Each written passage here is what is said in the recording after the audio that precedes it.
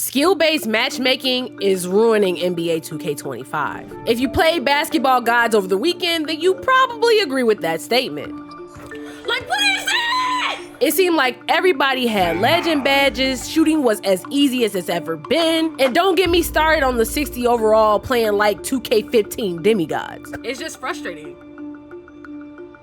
It's just frustrating. No wonder everyone is concerned over the state of the game. Many people are feeling like former 2K League Pro and Champion Dimes when he said, skill-based matchmaking should only be in proving grounds. What was the point of adding a ranked system if everything is gonna be ranked? Will skill-based matchmaking be the downfall of NBA 2K25?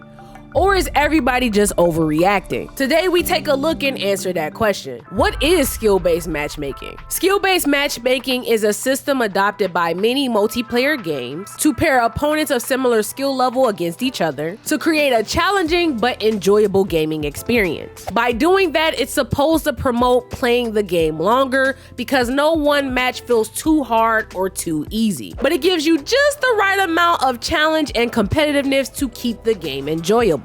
If that's the case, then why is skill-based matchmaking such a debated topic in the gaming industry? It promotes fairer games, allows the casual audience to learn at their own pace, and makes all the matches less predictable because you're always on your toes. Everyone wins, right? Well, not necessarily. Because the one flaw in skill-based matchmaking is assuming that everybody is looking for a challenging experience. But that isn't always the case. So the question should be, what is fun to the individual gaming experience? I asked you guys this very question, and based on your responses, it seems like fun varies depending on the person. We have competitive players doing it for the comp runs. We have content creators trying to get some of the most entertaining and fun content for their communities, while the majority use it as an escape from reality to have fun with their friends and play the game that they love, even if they can't play basketball in real life. We're not naive. We know that some in the community just want to beat up on noobs all day, as evident by as many people who were playing in 92 and under rec, some people who joined the rookie parks back in the day. You're not fooling anybody. While there's other in the community that wants a more challenging experience, so they grind stage, pro-am, or proving ground all day. The quote-unquote sweats. Regardless of what you deem as fun, your game experience playing NBA 2K25 matters. Which is why this debate on skill-based matchmaking being in every single mode on NBA 2K25 deserves a lot of attention. Because while we're still playing the same game, many of us are having different experiences depending on what rank we are. And I'm not talking about our proving ground rank.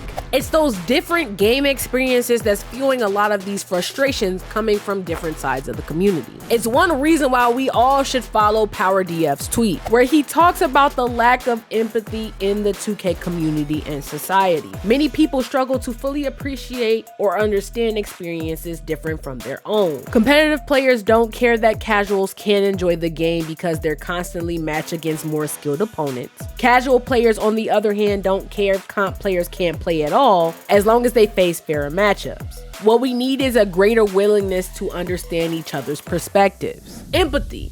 Putting yourself in someone else's shoes for the state of understanding, not to make a response. So let's do that today when it comes to skill-based matchmaking for the comp and casual side. If you're a casual, a lot of times you just want to get on the game, load up with whatever game mode you want to play and have some fun. So for you, skill-based matchmaking is great. You benefit the most because you're facing less sweats. You should get games fairly quickly because there's a larger competitive pool at your skill level. And for you, there's minimal impact to your game experience. But what if you're one of those that the game deems as competitive? I mean, they're looking for the same game experience that you are. They want to hop on the game, have some fun, and chill with their friends and win games. So for them, they may choose to play stage over park or pro-am over rec. Hey, they might even hop into the proving grounds. But the difference is they get to choose that experience. For a second, put yourself in a competitive player's shoes and ask if you want to play a ranked match every single game, regardless of what mode you choose. That ranked filling in every single game mode also negatively impacts gamers' experience. Going into NBA 2K25, the expectation was any game mode not named Proving Ground Stage or Pro-Am was deemed casual. Therefore, it's supposed to operate under the old school gaming rules. Anything goes, every match will have players of varying skill levels, and you'll never know what you run into, which some players who've been gaming for a long time feel is the definition of fun, especially on NBA 2K. For the people who are at MVP skill level, they have to play sweats every single game, which means that they have to be locked in. We got freaking greens. We got greens and toxic. This is why. This is why, bro. They're waiting longer to get games because the level of competition at that skill level is not always available. People think these wait times just aren't happening, like they're made up, like they're not a real thing. So we're gonna sit here, we're gonna wait, I'm gonna walk away, and we're gonna see how long until I find an opponent. And then you guys tell me, is this honestly acceptable for players?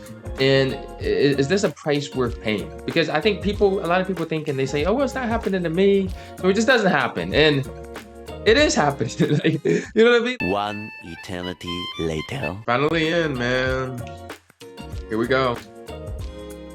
At least we got like a red, I guess. Which is making for a negative game experience and long wait times just to play the game. Which is why you're seeing a lot of people smurfing on new builds. Because contrary to popular belief, people who are at that MVP comp skill level is not looking to beat up on noobs all day. They're not trying to run from competition, but rather just get consistent games or have a break from constantly playing at a competitive level, because it takes a toll on your mentals. Too much competitiveness without a break of fun could cause the player to do what I did. I tried. It won't let me switch my arrow. And turn a game off completely. Especially since NBA 2K25 in its current state is not optimized for competitive play. Because when the windows to score and play defense are smaller, all the flaws in the game mechanics are more apparent. Therefore, it's not you just fighting against your competition, but also the game. Because if my arrow has a mind of its own, one more time, no, they need to hear this. Defensive assist is a problem. I am so tired of my back being turned to the person I'm actually trying to defend because... All right, let me chill out. The point is to see this topic of skill-based matchmaking from both sides. Whether you're a comp or a casual, we need input from both sides to see what game experience we're actually having, so we can give informed feedback to the development team about how skill-based matchmaking is functioning currently in NBA 2K25. Personally, I don't see an issue with skill-based matchmaking to a certain degree for newer players. There needs to be a place where lower-tiered players who are picking up the game for the first time can go without completely getting dog walked by 2K League Pro rejects, because we all know how frustrating that can be. But once you get over a certain percentage, whether it be 55, 60, whatever level they set, it's time to go into general population and play against whatever is available. Contrary to popular belief, we don't want every single game uber competitive where my forehead is to the monitor trying to make sure that I win against Jimmy Joe.